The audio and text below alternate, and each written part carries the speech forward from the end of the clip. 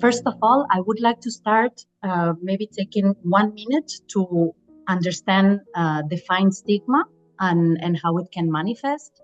And I will refer to a report that on the expert panel and workshop organized by the UN Voluntary Fund for Victims of Torture. Stigma related to sexual torture refers to the negative social attitudes, shame, and blame placed on survivors, their families, or communities due to the occurrence of sexual violence. It says that this stigma can manifest in various harmful ways, such as victim blaming, where survivors are held responsible for the violence they endured, or through social ostracism, rejection, or isolation. In many cultures, sexual violence is seen as dishonoring, not only the victim, but also their family, leading to further marginalization and discrimination. The systematic sexual torture occurring in Syria has ruined lives, destroyed families, and destabilized communities. Shame resulting from stigma is extremely powerful because it generates divisive and destructive social behaviors. It drives people apart. It's also closely related to depression, anger, self-harm, anxiety. Systematic sexual torture is an effective weapon because of the shame and blame, as you mentioned, Berta, the shame and blame that communities place on the survivors and also that they place on each other. And then how communities respond to the violence determines to what extent the survivors can heal from that violence. So as you mentioned, stigmatization is a social process that leads to the marginalization of people. It's when we see some kind of a stain or a taint on their character because of something about them, an experience they had, something they endured. And stigma involves placing blame on the people for letting it happen to themselves, for letting it happen to others, and shame on the survivor because somehow maybe they deviated from the standards of the community or something is different about them now.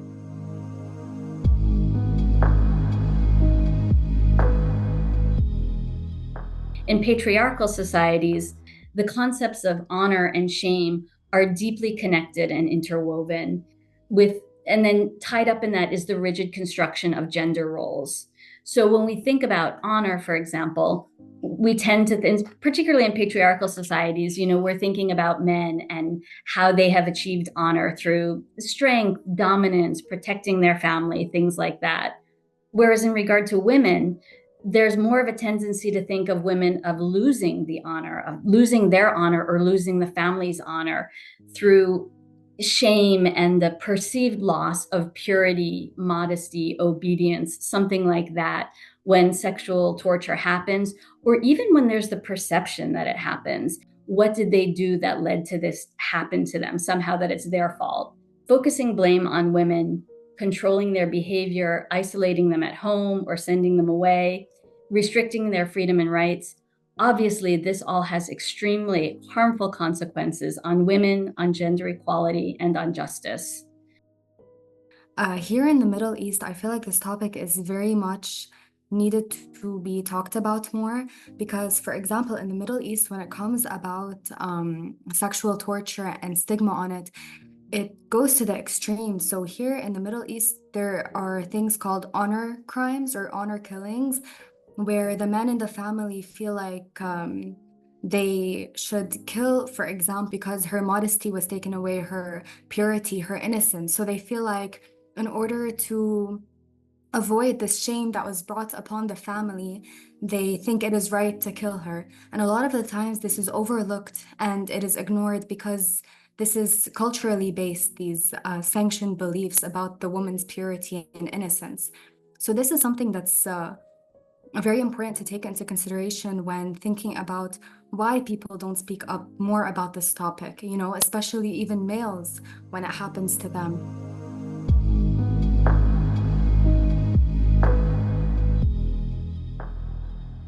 Now, for the men who have experienced sexual torture, they feel such an intense shame that very few of them will even disclose it to anyone.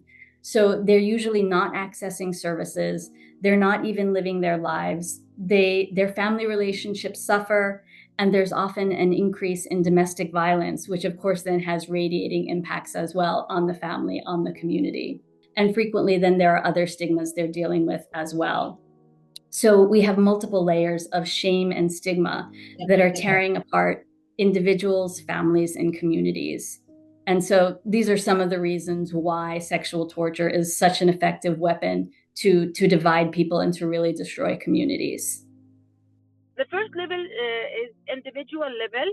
We can see that some of the survivors, they have a stigma and they start to blame themselves, feeling shame, especially actually men, because it's something related and connected with the owner, something related with their gender role in the community.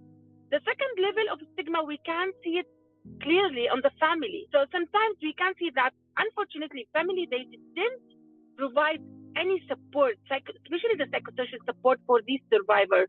And we can see that men, especially men, we can see that they couldn't at the beginning saying anything or sharing their sexual torture experience, especially with their families and especially with their wives, because they thought that if they shared this experience with their wives, they will not accept them again as a husband, and they will not accept them as the one who's householding and taking the responsibility of their families, especially the protection issues.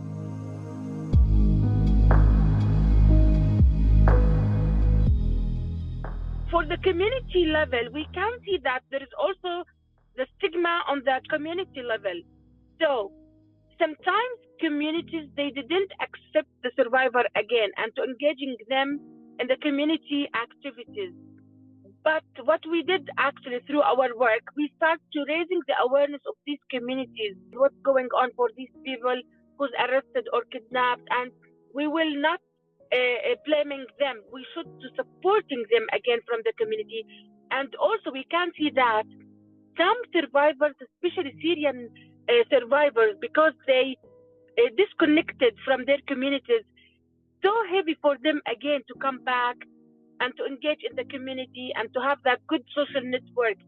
So we can see that some survivors, after coming back to their homes and to their community, start to withdraw and isolated, and they have some negative thinking and attitude towards the communities.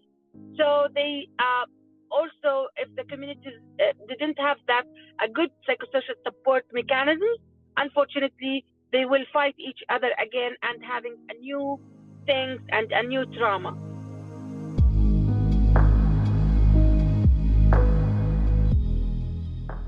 Sexual violence is deeply stigmatized in the most of societies, and perpetrators most of the time leverage this to intensity of psychological trauma.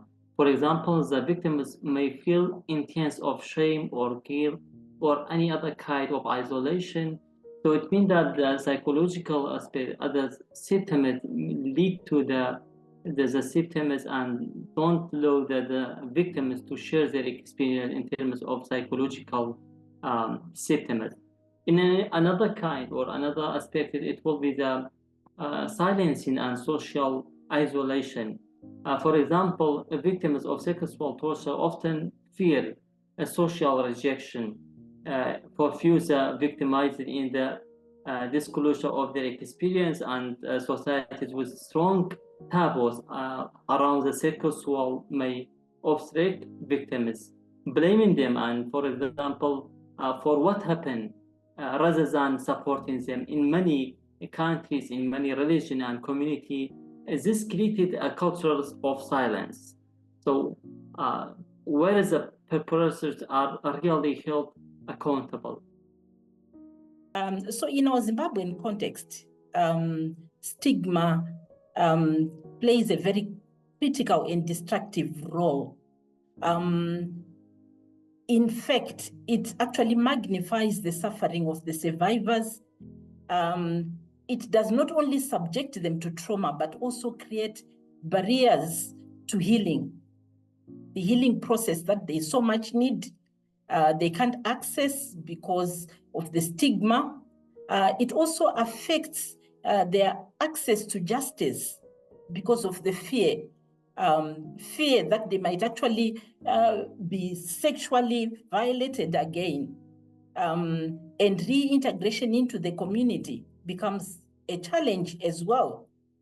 And the silencing also is a huge thing in our context. And the survivors continue to suffer. And this suffering perpetuates cycles of abuse, by other perpetrators, so they continue to suffer in silence.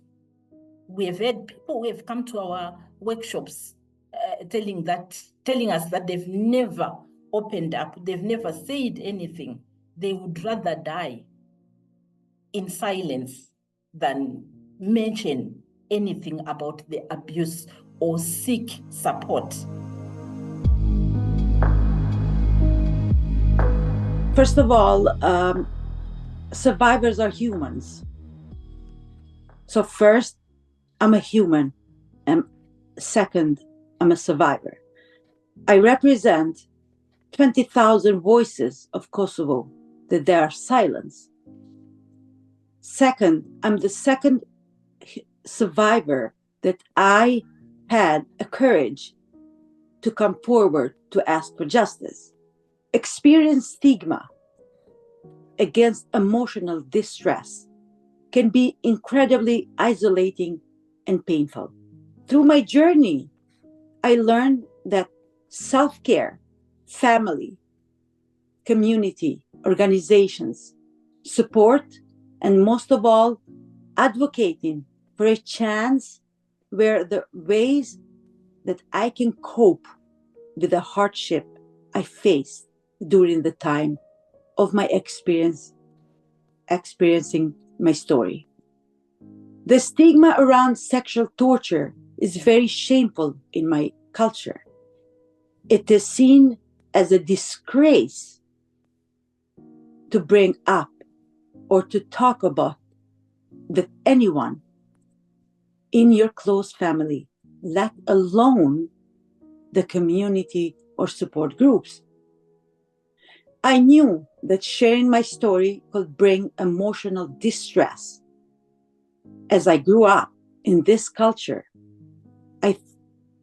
I was taught that these topics are off the table all the times, regardless of the internal struggle and the pain. Before I begin my journey as towards experience the horrifying experience I faced, I was very afraid. I was afraid of what the people around me will think. What will they say? How will they react? What will my close family think of me? Would I be left in the dark and shunned away? I was going against everything my culture taught me. I was going against the norm of speaking the truth of the torture. But I knew deep down and I wanted others to see that they too can have a voice. I wanted my children to see that I was strong than my darkest demons, and I will rise above, advocate for those who were just like me, paralyzed in fear of the stigma they will face.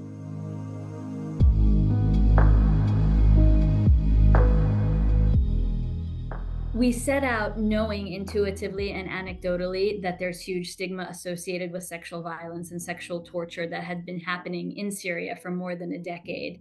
So we conducted a baseline knowledge and attitude survey. Before we started any interventions, we did this in all the communities. And then following administration of the survey, lawyers and doctors for human rights worked in each community with community, we called them activists, people who are very invested in reducing stigma in the communities, LDHR worked with them to develop what we called stigma action plans. And these were to debunk myths, to raise awareness of rights, to combat the rigid gender norms in some ways too, that fuel all of the myths and stereotypes. And ultimately, again, to shift the stigma from the survivor to the perpetrator. With Synergy and then with our partner lawyers and Doctors for Human Rights, we did initial training for what we called the first responders in communities. So people who encounter survivors of sexual violence, either because they're medical professionals, mental health professionals, maybe educators, religious people, others who come into contact with a lot of people in the community, and particularly survivors of violence. So we did training with them first, a lot of things on sexual violence, on debunking myths and stereotypes, on stigma. So first we did that training and got them on board. And then they became the ones in the community who drove the initiatives forward. So there were, for example, individual MHPSS sessions to identify and support people who had already suffered sexualized torture and then were, of course, suffering from stigma. And then there was follow-up, diagnoses, referrals, things like that. There was all kinds of awareness raising in small groups, in large groups. Some groups targeting adolescents, some groups targeting men only, whatever. They had some channels on Telegram, Stop Stigma, where the subscribers could get different messages about it. There were art competitions and art installations about stigma and its impact on individuals and communities. Film screenings. They also talked about children born of rape and the associated stigma with that, because of course this is also a consequence of sexual torture. So one of the key things we found was that in areas where education and exposure to the outside was higher, the baseline stigma score was lower. So that was a really important key finding for us, and I think for donors and for others who are engaging in different areas, that not only activities that directly target stigma and gender stereotypes are important, but also general education is also important, because that gives people a better starting place to start thinking about stigma associated with sexual torture, and perhaps a more open mind to deal with it and to respond to survivors sensitively and in a trauma-informed way.